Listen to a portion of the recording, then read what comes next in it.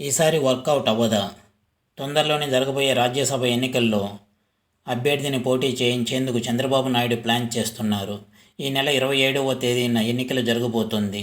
దీనికి సంబంధించి నామినేషన్ పత్రాల జారీని అసెంబ్లీ సెక్రటేరియట్ మొదలుపెట్టింది. తెలుగుదేశం పార్టీ నామినేషన్ పత్రాన్ని తీసుకున్నది. టీడీపీ తరఫున సీనియర్ నేత వల్ల రామయ్య పోటీ చేస్తారని,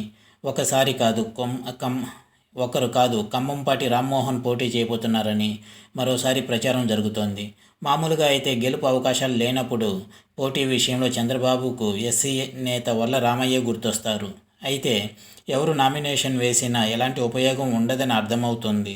ఎందుకంటే 175 మంది సభ్యులున్న అసెంబ్లీలో వైసీపీ బలం 151 అయితే టీడీపీ బలం 23 మంది ఎమ్మెల్యేలు. జనసేన తరఫున ఒకరు గెలిచారు. ఈ లెక్క ప్రకారం భర్తీ చేయాల్సిన 3 రాజ్యసభ స్థానాల్లో ఒక్కో ఎంపీ అభ్యర్థికి 44 మంది ఎమ్మెల్యేలు ఓట్లేయాలి. అయితే టీడీపీ సభ్యుడు గంటా శ్రీనివాసరావు రాజీనామా చేశారు. కాబట్టి సభ్యుల సంఖ్య 174 మాత్రమే. తగ్గిన ఓట్ల ప్రకారం రాజ్యసభ ఎంపీ అభ్యర్థికి 43 ఓట్లు అవసరమవుతుంది. 173లో వైసీపీ బలం 151 అలాగే ఉంటే టీడీపీ బలం 22కు తగ్గింది. ఇందులో వైసీపీలోని ఎంపీ అభ్యర్థికి 43 మంది ఎమ్మెల్యేలు చొప్పున ముగ్గురికి కలిపి 129 మంది ఎమ్మెల్యేలు ఓట్లేయాల్సి ఉంటుంది.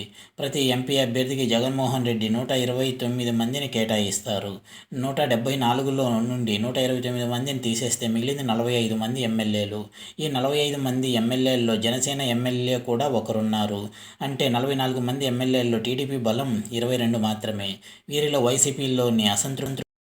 వైసీపీలోని అసంతృప్తుల్లో ఎంతమంది టీడీపీకి సహకరిస్తారో తెలియదు. మహా అయితే ఓ 10 మంది ఎమ్మెల్యేలు సహకరించవచ్చని తెలుస్తుంది. ఎందుకంటే ముగ్గురు అభ్యర్థులకు కేటాయించిన 43 మంది ఎమ్మెల్యేలను జగన్ అప్పగించేశారట.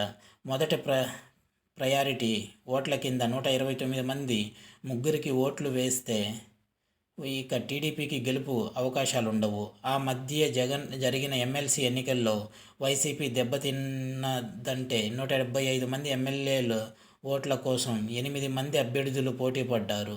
సరిగ్గా 25 మంది ఎమ్మెల్యేలు ఓట్లేయాలి. కాబట్టి టీడీపీ 4 వైసీపీ అసంతృప్తి ఎమ్మెల్యేలతో క్రాస్ ఓటింగ్ చేయించుకుని గెలుచుకుంది. కానీ ఇప్పుడు పరిస్థితి అది కాదు. ముగ్గురు అభ్యర్థులకు 129 మందిని కేటాయించడంతో మొదటి ప్రయారిటీ ఓట్లతోనే వైసీపీ అభ్యర్థులు గెలిచేస్తారు. కాబట్టి టీడీపీకి మొదటి ప్రయారిటీ ఓట్లే పడే అవకాశం లేవు. కాబట్టి గెలుపు కూడా సాధ్యం కాదు. ఇది వ్యూవర్స్.